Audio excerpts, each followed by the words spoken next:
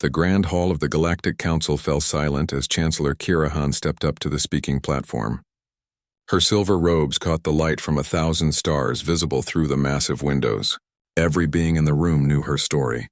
Every child in 7 star systems had heard the tale of the little girl who survived when her world burned. Kirahan looked out at the faces before her. Aliens from dozens of worlds sat in neat rows, their attention focused on her completely. Today marked 15 years since the great genocide of Zelthara Prime. 15 years since human mercenaries had destroyed her home and killed her family. "We gather today to remember," she began, her voice carrying clearly through the hall. "We remember not just the dead, but why we must never let such darkness return to our galaxy." The words came easily. She had given this speech many times before. But today felt different. Today something was about to change everything she had built. As she spoke about loss and hope, her mind drifted back to that terrible day. She had been 7 years old, playing in the palace gardens when the ships came. The memory was still sharp after all these years. The attack had come without warning. Human mercenaries, hired by enemies of her father's government, had landed in the capital city. They moved through the streets like a deadly storm, destroying everything in their path. The palace guards fought bravely, but they were not prepared for such violence. Kirahan remembered running through burning hallways. The smoke was so thick she could barely breathe. The sounds of weapons fire echoed from every direction. She had been looking for her parents when the ceiling collapsed. The heavy stones trapped her legs. She could not move. Fire spread closer and closer. She called out for help, but no one came. The palace was falling apart around her. She thought she would die there, alone and forgotten. Then she heard footsteps, heavy boots on broken stone. She expected to see palace guards or maybe her father's soldiers. Instead, a figure in dark armor appeared through the smoke. The armor was human design. The face behind the helmet was human too. For a moment, neither of them moved. The human stared down at her with strange eyes. She waited for him to leave her there, or worse. Instead, he knelt down and began moving the stones. "Hold still," he said in broken Zeltharan. His accent was terrible, but she understood. "You're going to be okay." He worked quickly, lifting rocks that should have been too heavy for one person. When her legs were free, he picked her up like she weighed nothing. She was too shocked to struggle. "My parents," she whispered. The human's face grew sad. He shook his head slowly. She understood without words. Her parents were gone. Her brothers were gone. Everyone was gone except her. The human carried her through the burning palace. He moved carefully, avoiding falling debris and spreading flames. Twice they had to hide when other soldiers passed by. The human held her close and stayed very quiet until the danger passed. At the palace gates, he set her down gently. In the distance, she could see other survivors gathering near the city's emergency shelters. The human pointed toward them. "Go there," he said. "You'll be safe." She looked up at him, this enemy who had saved her life. "Why?" she asked. The human was quiet for a long moment. Then he reached into his pack and pulled out a small device. He pressed some buttons and a hologram appeared. It showed a little human girl, maybe her age, with bright eyes and a happy smile. "Everyone deserves to go home," he said simply. Before she could ask more questions, he was gone. She never saw his face clearly. She never learned his name. But she never forgot his kindness. The rescue workers found her an hour later. They took her to the shelters, then to a medical facility, then eventually to family on another world. The story spread quickly through the galaxy. The little princess who survived became a symbol of hope and resistance. As she grew older, Kirahan used her story to build something new. She studied politics and diplomacy. She learned to speak with passion about peace and justice. She rose through the ranks of the new Zeltharan government until she became their youngest chancellor ever. The galaxy loved her. She represented everything good that could come from tragedy. She had turned her pain into purpose. She fought for laws to protect civilians in war. She negotiated treaties between hostile worlds. She became known as the voice of the victims, but she never told anyone about the human who saved her. It would have complicated everything. Her political power came from being the pure victim of human cruelty. If people knew that a human had shown her mercy, it might weaken her message. It might make her story less clear, less useful. So she kept the secret locked away in her heart. Sometimes late at night she wondered what happened to that human soldier. Did he survive the war that followed? Did he ever think about the little girl he saved? Did he know what she had become? Today brings us an opportunity for healing, Kirahan continued her speech, pulling her thoughts back to the present. For the first time since the genocide, human representatives will join us in remembering the dead. A murmur went through the crowd. This was unexpected news. Relations between humans and Zeltharans had improved over the years, but they were still careful with each other. Having humans at the memorial was a big step. I believe that true peace comes not from forgetting the past, but from facing it together, Kirahan said. We must be brave enough to look at our pain and find a way forward. She finished her speech to loud applause. As she stepped down from the platform, her aide approached with a worried expression. Chancellor, the human delegation has arrived early, the aide whispered. They're requesting a private meeting before the memorial ceremony. Kirahan felt a strange chill run down her spine. Who leads their delegation? A military officer named Commander Marcus Chen. He has an impressive record. He helped negotiate the peace treaties that ended our conflict with humanity. The name meant nothing to her, but something about this situation felt important. Very well. Schedule the meeting for this afternoon. As she walked back to her quarters, Kirahan couldn't shake the feeling that her carefully ordered world was about to change. For 15 years, she had been the chancellor who survived human cruelty. Tomorrow, she would meet humans as equals for the first time. She stood at her window looking out at the stars. Somewhere among them was Earth, the human homeworld. Somewhere out there was the man who had saved her life. She had searched for him over the years using the government's intelligence networks, but finding one human among billions was nearly impossible. Now humans were coming here. To her memorial. To her world. The irony was not lost on her. The very people she had spent years speaking against were coming to honor her dead. Everyone deserves to go home, she whispered, remembering those words from so long ago. She had never understood what the human soldier meant. Now perhaps she would finally get the chance to find out. Commander Marcus Chen stood at the viewport of the human transport ship, watching the Zeltharan space station grow larger as they approached. His weathered hands gripped the metal rail tightly. At 52 years old, his dark hair was streaked with gray and deep lines marked his face. Each scar told a story he preferred not to remember. Nervous, Commander? Asked Lieutenant Torres, his aide and communications officer. Marcus turned away from the window. Just thinking about the importance of this mission. It was a lie, and Torres probably knew it. Marcus wasn't thinking about diplomacy or peace treaties. He was thinking about a little girl with frightened eyes and smoke-filled lungs. He was thinking about the worst day of his life, which had also been the day that changed everything. The Chancellor is quite famous, Torres continued, reviewing her data pad. Kirahan has been leading the Zeltharan Republic for 8 years now. She's respected throughout the galaxy for her work on civilian protection laws. Marcus nodded. He knew more about Chancellor Kirahan than his files contained. He had followed her career from a distance, watching as the scared child he once saved became one of the most powerful leaders in known space. Sir, we're being hailed by Station Control, the ship's captain announced. They're ready to receive our delegation. Thank you, Captain. Lieutenant Torres, make sure our security protocols are followed exactly. This needs to go smoothly. As the ship docked, Marcus checked his dress uniform one final time. The medals on his chest represented years of service to humanity, but they felt heavy today. Each one reminded him of battles fought and lives lost. Each one reminded him that he hadn't always been the man he was now. The airlock opened with a soft hiss. Marcus led his small delegation into the station's receiving area. The gravity felt slightly different here, and the air had a faint metallic taste.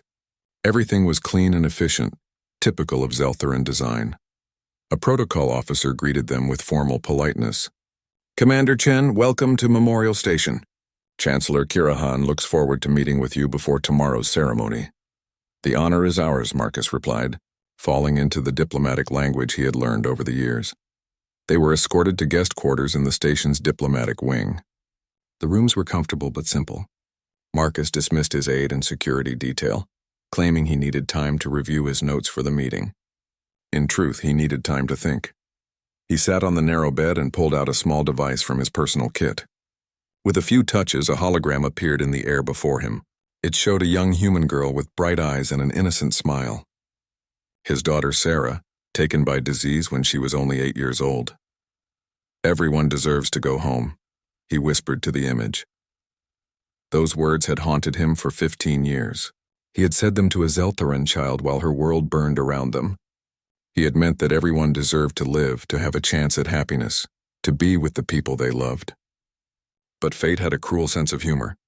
His own daughter never made it home from the hospital. Marcus had been a different person back then. He went by the name Mike Reeves and worked for a private military company called Iron Wolf. They took jobs that regular military forces couldn't or wouldn't handle. The pay was good, and Marcus didn't ask too many questions about the clients or their goals. The job on Zelthera Prime was supposed to be simple. Remove a troublesome government that was interfering with human business interests. The briefing made it sound like they were fighting corrupt politicians and military dictators. They weren't told about the families. They weren't told about the children. Marcus remembered the moment everything changed. He had been sweeping through the palace with his squad, following orders to secure the building. They had found the throne room where the royal family was hiding. The squad leader gave the order to eliminate all targets. Marcus watched his teammates raise their weapons toward a mother holding her infant son. He saw the terror in her eyes, the same terror he had seen in his own daughter's eyes during her final days in the hospital. Something inside him broke. "Stand down," he had ordered. "Not your call, Reeves," the squad leader replied. When Marcus refused to participate, the squad leader threatened him. When Marcus tried to stop them, they turned their weapons on him too. He barely escaped with his life, running through corridors filled with smoke and flame. That's when he found the little girl trapped under the rubble. She was about Sarah's age, with the same frightened expression his daughter wore during her worst nights. He couldn't save his own child from disease, but maybe he could save this one from war. Carrying her to safety was the first good thing Marcus had done in years.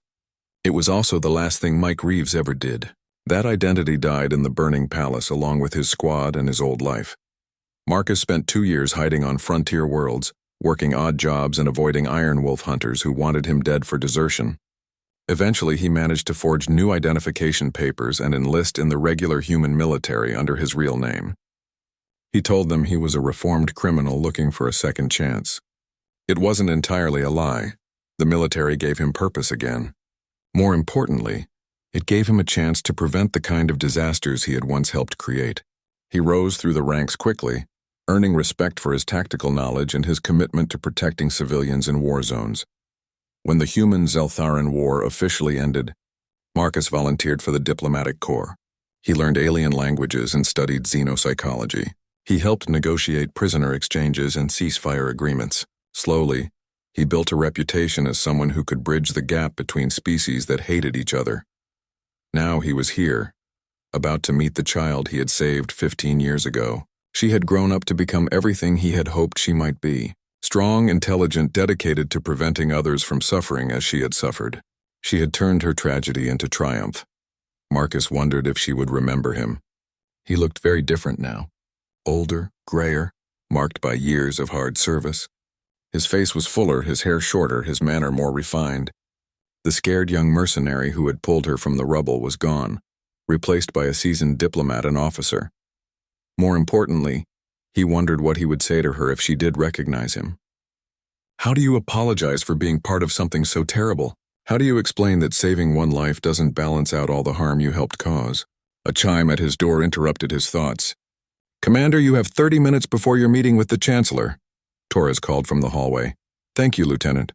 I'll be ready." Marcus stood and straightened his uniform once more. He looked at himself in the mirror, seeing the man he had become rather than the man he used to be. Whatever happened in the next few hours, he would face it with honor. He owed the Chancellor that much. He owed the scared little girl that much. As he walked toward the meeting room, Marcus thought about the speech he had prepared. It was full of diplomatic language about healing and cooperation. It talked about building bridges between former enemies and learning from past mistakes. All of it was true, but none of it was the whole truth. The whole truth was walking into that room and hoping that the woman he was about to meet would see him as the man he was now, not the man he used to be. The whole truth was that he had spent 15 years trying to become worthy of the trust a frightened child had placed in him. The whole truth was that he was about to find out if he had succeeded. The meeting room was simple and elegant, designed in the Zeltheron style with flowing curves and soft lighting. A large table dominated the center, surrounded by chairs that could accommodate beings of different sizes and shapes. On the walls hung images of Zelthara Prime as it was before the attack, green and beautiful under twin suns. Kirahan arrived first with her diplomatic team. She wore her formal robes of office, deep blue with silver trim that caught the light when she moved.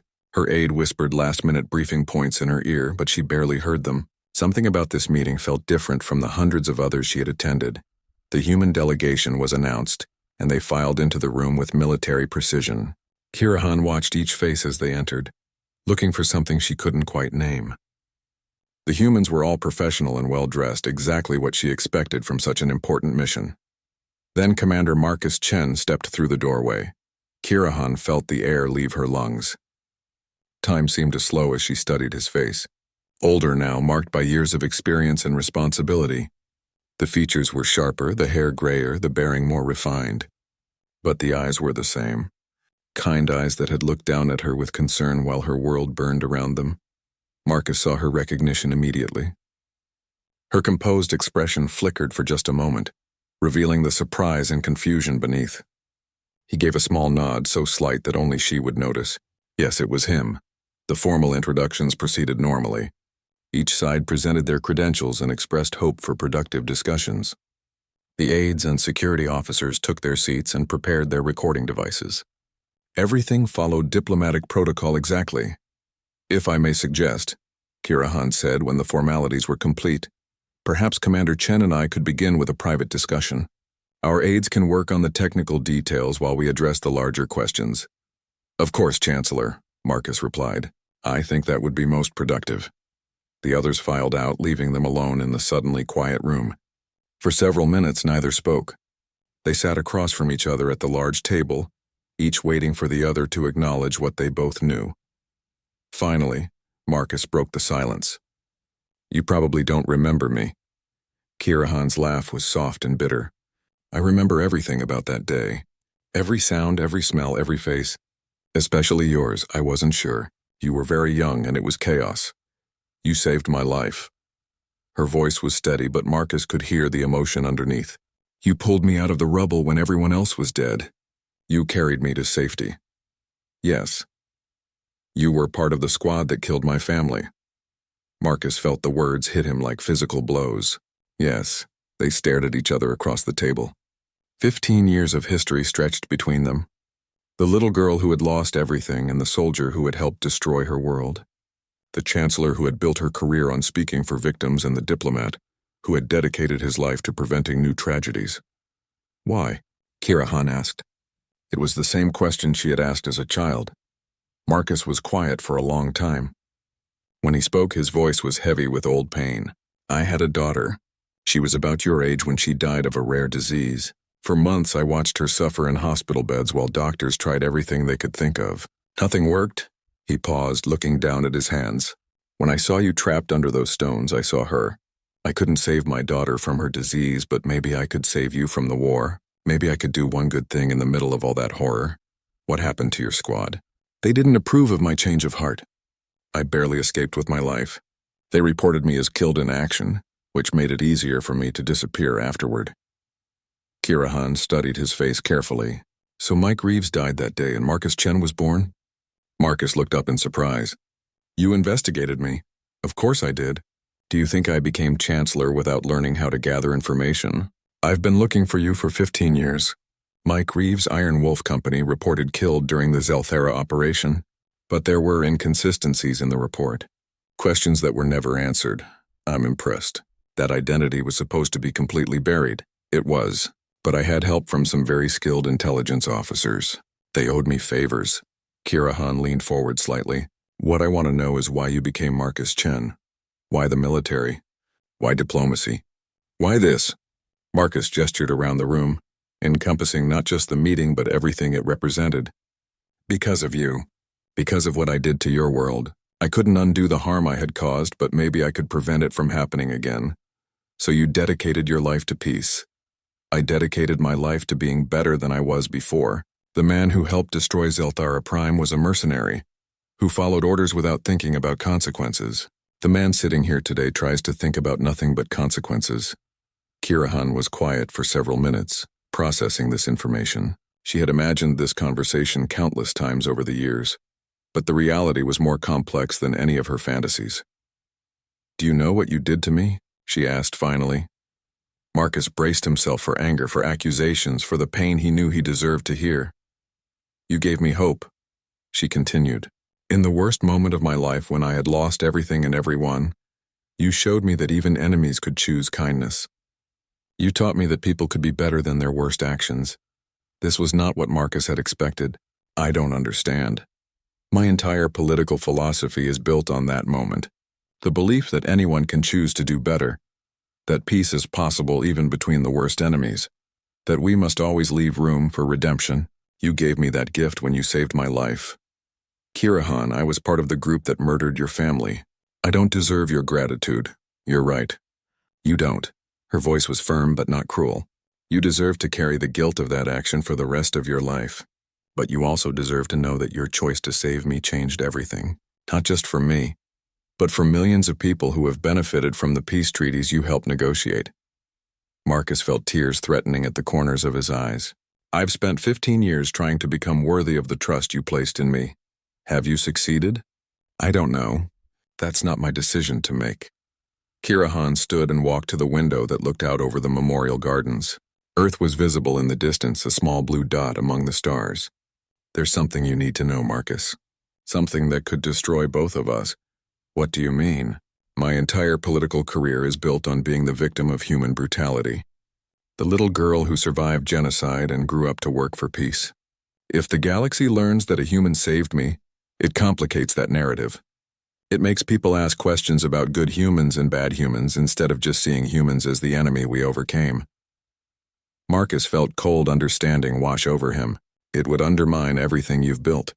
"Yes, and it would destroy your career too. A former mercenary who participated in genocide? Even if you saved me, even if you've spent years making amends, the political damage would be enormous. So we both have reasons to keep this secret?" "We do." Kirahan turned back to face him. "But secrets have a way of coming out eventually. And when they do, we need to be ready." Before Marcus could ask what she meant, an urgent chime filled the room. Kirahan's aide burst through the door, his face pale with worry.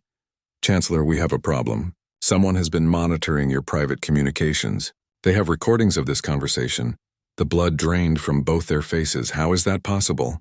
Marcus demanded. "We're investigating, but the damage is done. The recordings are already being offered to news organizations across the galaxy. We estimate you have perhaps 24 hours before this becomes public knowledge." Kirahan and Marcus looked at each other across the table. Their carefully guarded secret was about to become the biggest news story in the galaxy. Everything they had built, everything they had worked for was about to come crashing down. "What do we do?" Marcus asked quietly. Kirahan was already moving toward the door. "We get ahead of this. We control the narrative before someone else does. And we hope that the galaxy is ready to hear a more complicated truth than the simple story they've been told." As they rushed toward the Crisis Management Center, neither of them knew that their worst nightmare was about to become their greatest opportunity. The Crisis Management Center buzzed with frantic activity. Staff members rushed between workstations, their faces tense with worry. Multiple screens showed news feeds from across the galaxy, all waiting for the story that would change everything. Kirahan sat at the head of the conference table, her diplomatic team on one side and Marcus's delegation on the other. The formal distance between humans and Zelthrans had collapsed under the weight of their shared crisis. "How bad is it?" Kirahan asked her intelligence chief. "Very bad, Chancellor. We've identified the source of the leak. It's a revenge operation by former Iron Wolf personnel. They've been tracking Commander Chen for years, waiting for the right moment to destroy him." Marcus felt his stomach twist. They know about Mike Reeves. They know everything. Your real identity, your role in the Zelthara operation, your subsequent military career. But more importantly, they have clear recordings of your conversation with the Chancellor. The audio quality is perfect. What exactly do they have? Kirahan demanded. The intelligence chief activated a holographic display. Audio waveforms appeared in the air, showing the conversation they had just finished. They have you acknowledging that Commander Chen saved your life. They have his admission that he was part of the squad that killed your family. They have your discussion about keeping this secret for political reasons. When do they plan to release it? Our sources suggest they're shopping it to the highest bidder. The Galactic News Network has already made an offer, so have several anti-human organizations. Either way, it will be public within hours. Kirahan closed her eyes and rubbed her temples. Her entire career was about to explode in the worst possible way. She would look like either a fraud who had hidden the truth for political gain, or a victim who had been manipulated by her own savior. There is one option, Marcus said quietly. Everyone turned to look at him. I could disappear. Fake my death, create a new identity, vanish completely. Without me here to confirm the story, they only have audio recordings. Those can be dismissed as fakes. Absolutely not, Kirahan replied immediately. You've spent 15 years running from your past. I won't let you run again, but if I stay, this destroys both of us. Everything you've built, everything you've accomplished, was built on a lie. Kirahan's voice was firm. Maybe it's time for the truth. Her communications director leaned forward nervously. Chancellor, with respect, the truth is complicated. The public prefers simple stories. Heroes and villains, good and evil. If they learn that the human who saved you was also part of the group that killed your family, it confuses the narrative. It makes people question everything. Maybe they should question everything, Kirahan replied. Marcus studied her face carefully. What are you thinking? I'm thinking about something you said earlier. About becoming worthy of trust. About choosing to be better than your worst actions. She stood and began pacing around the room. What if we don't try to hide this? What if we use it? Use it how? Her aide asked. What if we tell the whole story ourselves? All of it. The attack, the rescue, the years that followed. What if we show the galaxy that peace isn't about forgetting the past, but about facing it honestly? Marcus felt a spark of something that might have been hope. That's incredibly risky. Everything worth doing is risky, and hiding this hasn't worked anyway. We're about to be exposed whether we like it or not. At least this way we control how the story is told. The intelligence chief looked worried. Chancellor, the political fallout could be severe. Your approval ratings, your party's position in the upcoming elections, will survive or fall based on whether I'm the leader I claim to be. Kirahan stopped pacing and faced the group. I've spent my career saying that we must choose hope over hate, that we must believe in redemption and second chances. If I can't apply those principles to my own story, then I'm a hypocrite. Marcus felt something shift inside his chest. For 15 years, he had carried the weight of his actions alone. The possibility of sharing that burden, of having someone else help him bear it, was both terrifying and liberating. If we do this, he said slowly, we have to tell everything, the whole truth. My time with Iron Wolf, the attack on your palace, your family's death, the rescue, my desertion, my new identity, my military career, all of it. I know. People will hate me. They'll see me as a war criminal who got away with murder for 15 years. Some will. Others might see you as proof that people can change, that redemption is possible. Marcus laughed bitterly. You have more faith in galactic public opinion than I do. I have faith in the truth. It's messy and complicated and hard to understand, but it's stronger than any lie. Kirahan sat back down at the table. Besides, what's the alternative? Spend the rest of our lives waiting for this to come out anyway? Let our enemies control the narrative? Let them turn our story into a weapon against everything we've worked for? The room was quiet as everyone considered the implications. Finally, Marcus's aide spoke up. How would we do it? A press conference? A written statement? No, Kirahan said, her voice gaining strength as the plan formed in her mind.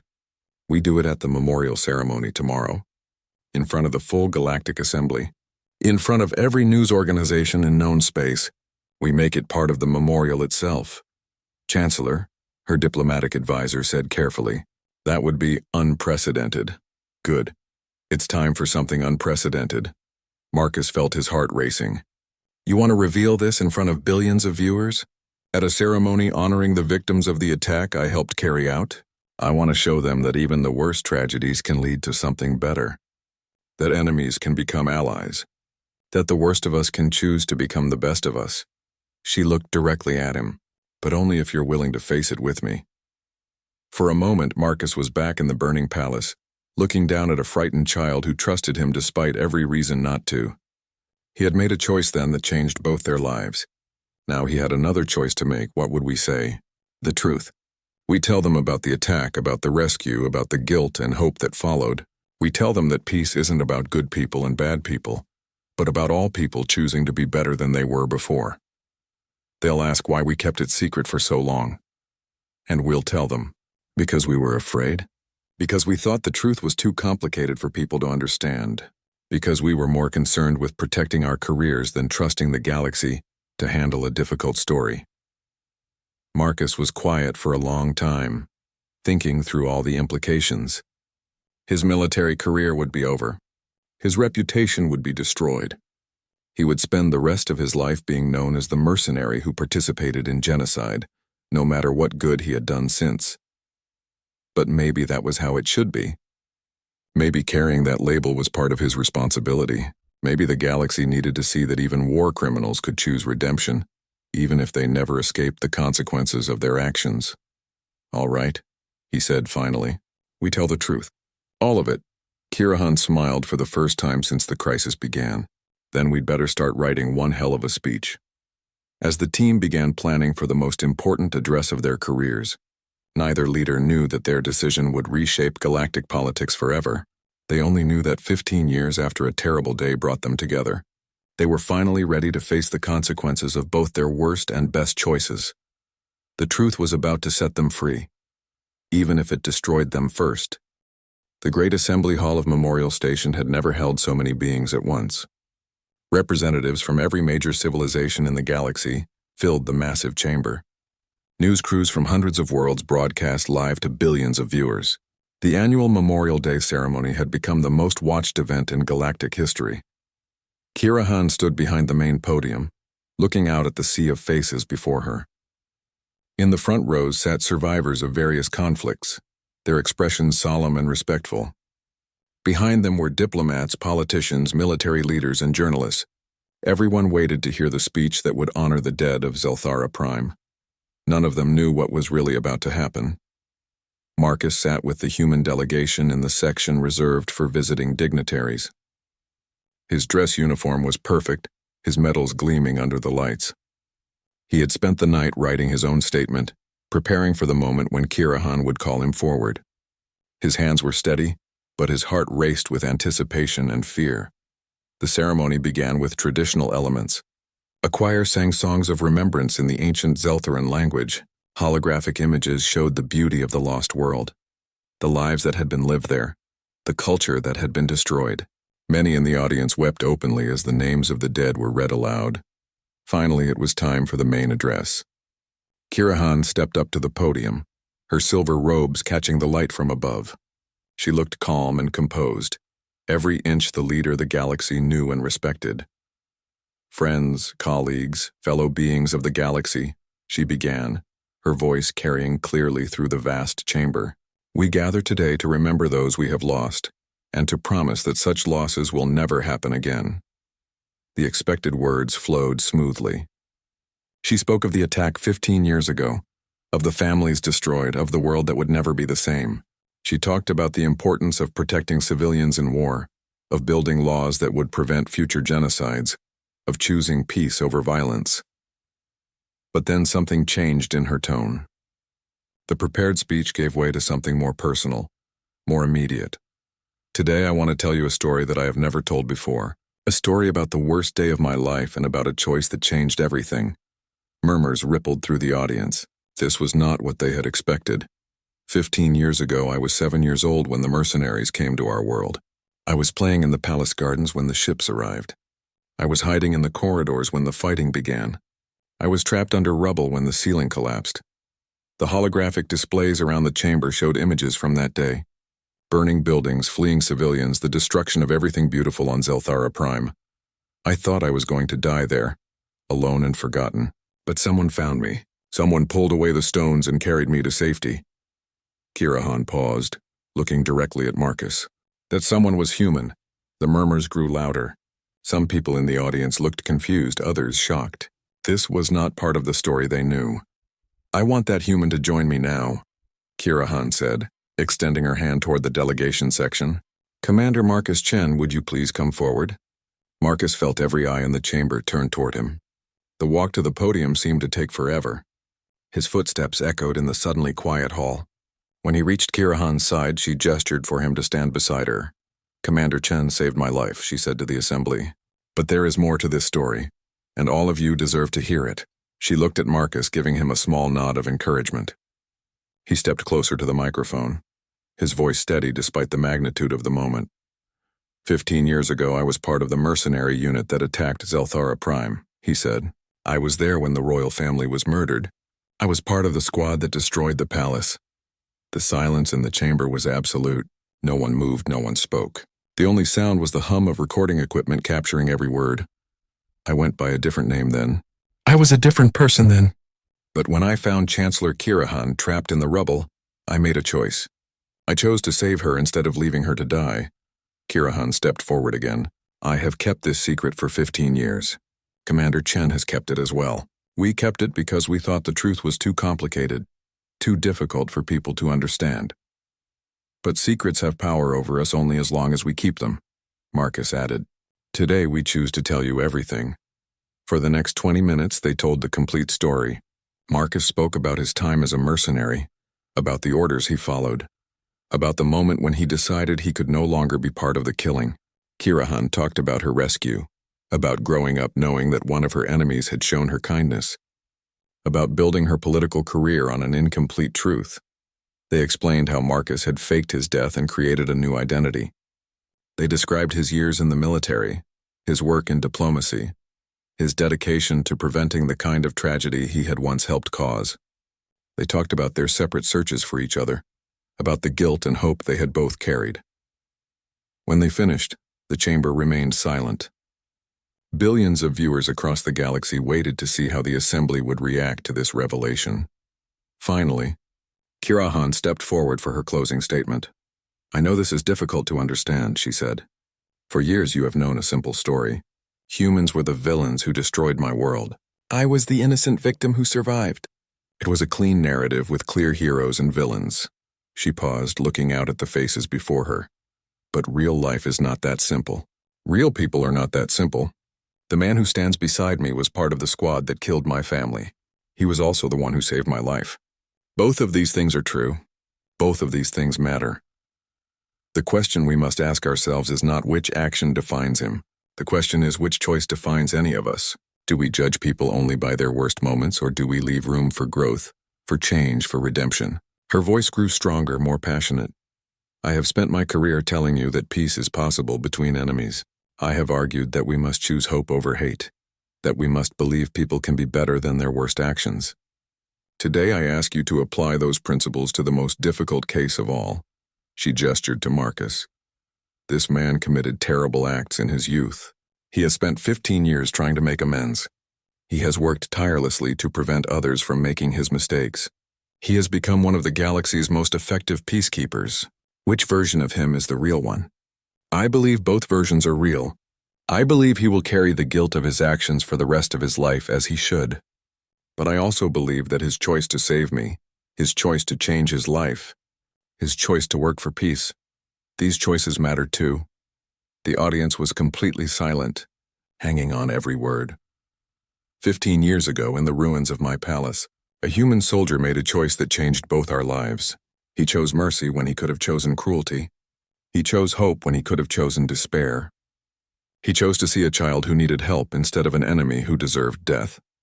Today I ask all of you to make a similar choice. Choose to see the complexity in this story instead of demanding simple answers. Choose to believe that people can change instead of insisting they remain forever defined by their worst moments. Choose to build a galaxy where redemption is possible instead of one where past mistakes are permanent sentences. Kirahan's final words rang through the chamber. Commander Chen told a frightened little girl that she was safe. Today, Chancellor Kirahan tells all of you the same thing. We are safe when we choose to trust each other with our complicated truths. We are safe when we choose growth over judgment. We are safe when we choose hope over hate. That is the memorial we can build for the dead of Zelthara Prime. Not a monument to simple heroes and villains, but a commitment to the complex, difficult, beautiful work of building peace between imperfect beings in an imperfect galaxy. She stepped back from the podium, her hand finding Marcus's. They stood together, facing the assembly and the galaxy beyond, waiting to see how their truth would be received. For a long moment, nothing happened. Then slowly, someone in the audience began to clap. Others joined in. The applause grew louder and more widespread. Not universal, but strong enough to echo through the vast chamber. As the ceremony concluded and the delegates began to file out, Kirahan and Marcus remained on the platform. They had told their truth and survived it. Whatever came next, they would face it together. As the child and the soldier who had found hope in the darkest of places, and who had never stopped believing that people could choose to be better than they were before. The galaxy would spend years debating their story, but the most important truth had already been established. Sometimes the most powerful words are the ones that acknowledge how complicated love, hate, guilt, and redemption really are.